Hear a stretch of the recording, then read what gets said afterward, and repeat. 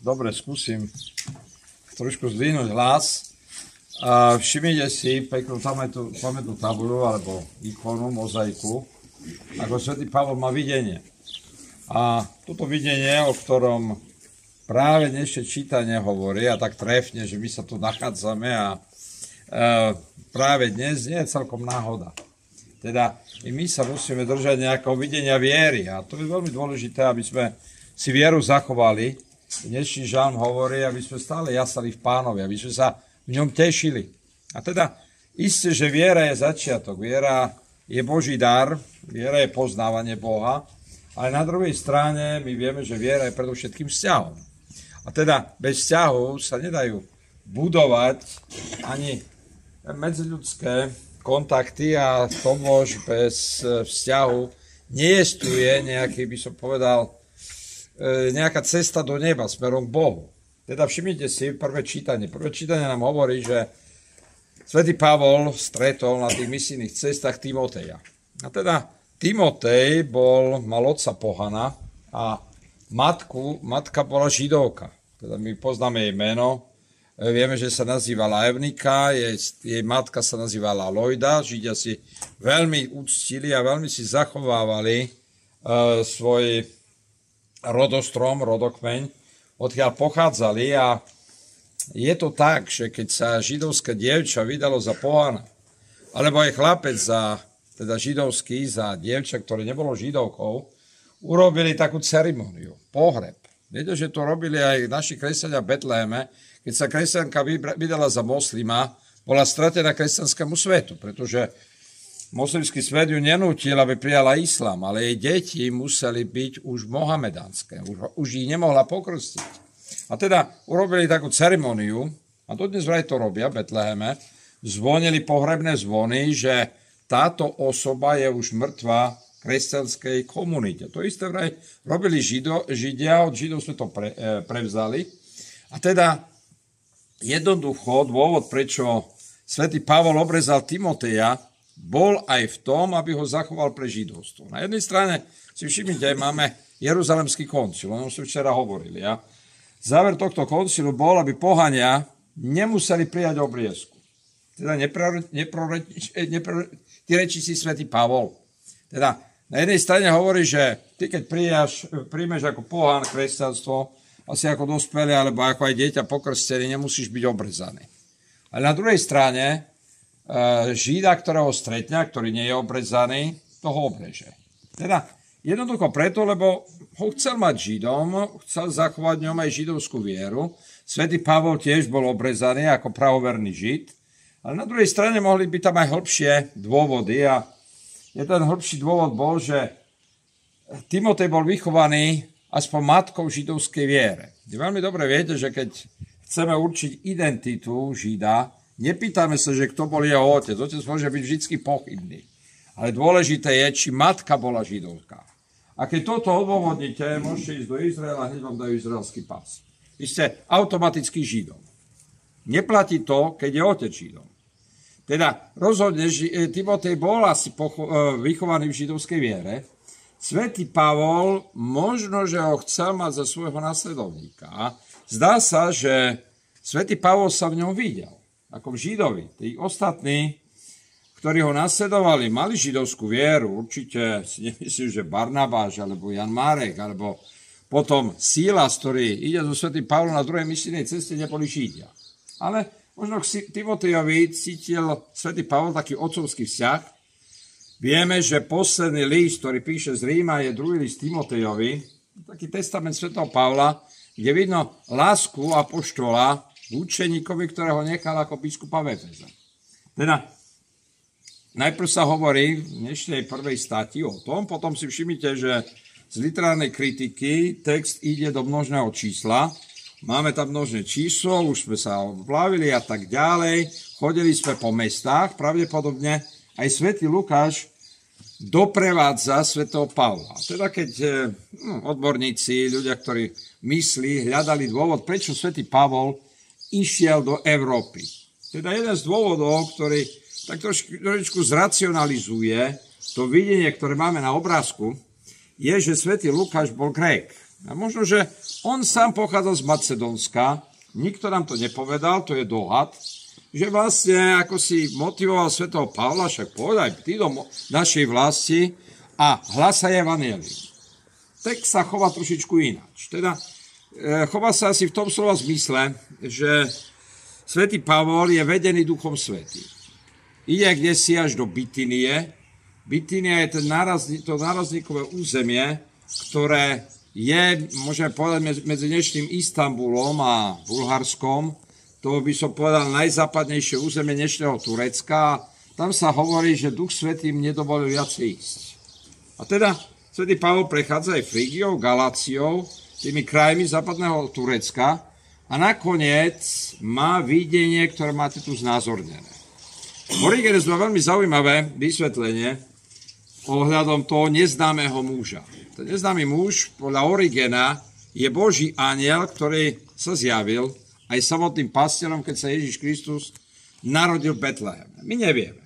Teda, ale na druhej strane si všimnite, že svätý Pavol sa riadi aj nejakými inými princípmi, ako čisto racionálnymi. Ja? Tu ako si sa vždy zastavím, lebo teda nemôžeme ako si len z modernej mentality považovať všetko. Racionálne je to tak, Pavol mal okolnosti, Pavol sa riadil, možno, že bol chorý, ako som čítal v jednom komentári, musel si odpočinúť a preto išiel kdesi do Troády, kde zakotvil a z Troády sa rozhodol, že no predsa popluje kdesi do Macedónska, do dnešnej Európy. Teda svätý Pavol na jednej strane je slobodný, na druhej strane si myslím, že je to muž plný Ducha Svätého. Ako bol Barnabáš plný Ducha Svätého a viery, teda takým bol aj učeník Pavol. Teda bol slobodný od okolností. Možno, že si urobil aj on nejaký plán. Že mal nejaké tie pevné body, urobím to. A teraz sa mu to všetko zrútilo. A myslím, že tu je kdesi koreň našej viery. Teda na jednej strane, jasné, že robíme, ako nám hovorí svätý Ignác, ako by všetko záviselo len od nás. Ale na druhej strane aj všetko závisí od Pána Boha. Otázka je, či v rozmere našej viery prevláda ten ľudský princíp, alebo ten Boží princíp. Vidíte, že dnešné evanjelium nás trošičku varuje, a dosť vážne varuje, aby sme nepodliehali duchu tohto sveta. Viete, že keď začal prvý vatikánsky koncil a keď nastúpil aj v 20. storočí pápež Pius X veľmi bojoval proti modernizmu. Veľmi bojoval proti tomu, aby sa cirkev neprispôsobovala len kritériám tohto sveta. Prešli roky, po druhej svetovej vojne, už v živote mnohých z nás začal druhý vatikánsky koncil. A druhý vatikánsky koncil sa snažil priblížiť cirkev k tomuto svetu. Že vidíme, že priblížiť sa k tomuto svetu mnoho razy stretáva určité rizika, ako v našom živote. Ja viem, my sme si privykli žiť v globálnom svete, ale otázka je, že či sa s ním môžeme celkom stotožniť. Teda z pohľadu viery, to prevláda. Teda naše ego, ktoré mnoho razy je falošné, ktoré visí na určitých istotách globalizácie, komercializácie, trhových mechanizmov, teda určitého požívačníctva, ktoré je nám také vlastné, alebo na druhej strane sa držíme aj princípov Ducha Sveta, učenia cirkvi, ktoré nám káže mnoho razy zbrzdiť. Mnoho razy nám káže byť viacej mystický a viacej sa vyťahnuť z tohto sveta. Teda, ja viem, to pokušenie je v tom, že chceme, aby čert bol spolu so svetenou vodou. Takže keď svetená voda už nie je sveta, a tu sme my, potom vieme tak koexistovať, robíme kompromisy a samozrejme, že špekulujeme o svetom Pavla, chceme ho tak vtesnať do našich ľudských skúseností, do našej ľudskej mentality, na ktorú sme si navykli. Teda nechceme pripustiť nič mystické, nič by som povedal duchovné, nejak ho chceme tak prispôsobiť našim plánom, našim kritériám, a potom nevidíme v ňom nič sveté. Teda Ježiša Krista, keď tak vypitveme poriadne z toho, čo nie je racionálne, potom samozrejme, že nemohol robiť zázraky, potom ani nevstal z mŕtvych a potom bol len dobrý človek.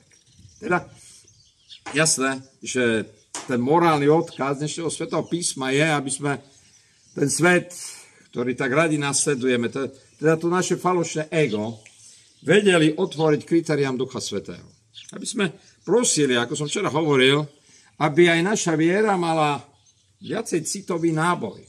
Aby sme celého človeka, ako si ponorili do kresťanského mysticizmu a hľadali smerom Bohu riešenia pre našu vieru, aby sme neboli chladní. Teda, aby sme celkom patrili Ježišovi Kristovi. Teda, tam je, kde si, by som povedal, ten kameň úrazu. Teda, aj chceme Ježišovi Kristovi patriť, ale chceme patriť aj sebe. Chceme patriť aj tomu, čo ako si našej ľudskej mentalite je vlastné. A teda ohlasovanie evanjelia je mnoho razy niečo úplne iné, ako je len naša ľudská perspektíva, naše ľudské ciele, náš pohľad na cirkev. Teda pripustme Ducha Svätého do nášho vnútra. Na jednej strane zbadáme, že Boh dokáže s nami robiť zázraky. Na druhej strane vidíte, že v živote svätého Pavla hneď prichádza nepriateľ, ktorý ho cvičí, ktorý s ním zametá, ktorému musí vedieť čeliť. Teda aj dneska je to tak, u mnohých svätých bývajú skraty, ktorým samozrejme nerozumieme. Ja som sa teraz zastavil nad osobou svätého Františka. Svätý František každý deň plakal nad hriechami ľudstva. A môžeme si povedať, no dobre, plakal. Prečo plakal? Sme necitliví, nerozumieme tomu. A keď na druhej strane pochopíme aj hĺbku nášho vlastného hriechu a takého bána, v ktorom sa nachádzame určitými kompromismi, potom začneme trošku chápať, prečo svätý František pláče. A začneme aj chápať, že prečo svätý Pavol na jednej strane hneď získava súhlas, popularitu a na druhej strane je šikanovaný, vyháňaný. Teda nikto, kto má horlivosť pre Krista, nemusí byť populárny nielen vo svojej rodine, vo svojom okolí, vo svojom spoločenstve, ale hádam ani pre seba samého. My sme takí veľmi rozdvojení a možno, že to Pán Boh tak chce, aby sme úplne záviseli na ňom a preto prosme, aby sa Božia vôľa stála napriek všetkej nádeji, aby sa pochopili, čo pokánie vlastne je. Zmena vôle, zmena mysle, zmena vzťahu, ktorý je len taký konvenčný, kde si po našej birmovke zastal, alebo v našej formácii a my nemyslíme, že sa dá pohnúť dopredu. Všetky sa dá pohnúť dopredu, keď Duchu Svätému nedávame prekážky. Ja si myslím, že toto tak začínal schápať svätý Pavol, dlho mu to trvalo. Možno, že na rozdiel od neho my pôjdeme do väzenia, keď sa ako budeme snažiť. Ale na druhej strane musíme riskovať, že mnohé ľudské vzťahy niekedy stratíme, že určitý druh našich kamarátov sklameme, ale pokiaľ nesklameme Ducha Svätého a pokiaľ vyhovieme jeho kritériám, život nestratíme. Teda nech nás Pán Boh pomáha a nech nám Panna Mária k tomu žehná.